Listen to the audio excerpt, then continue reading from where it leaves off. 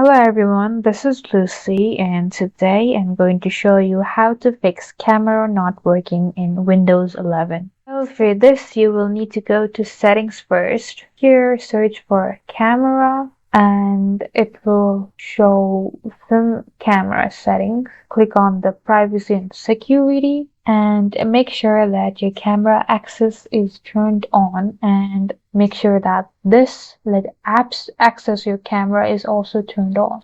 And after this, check if your problem has been solved. Otherwise, go to your start and type device manager. Click on device manager and you will see here cameras. Right click on it and click on uninstall device. So after this, go to actions and click on scan for hardware changes and it will automatically install your integrated camera here again, and that's it. Thank you guys for watching. Like and subscribe for more videos and I'll meet you guys in the next video.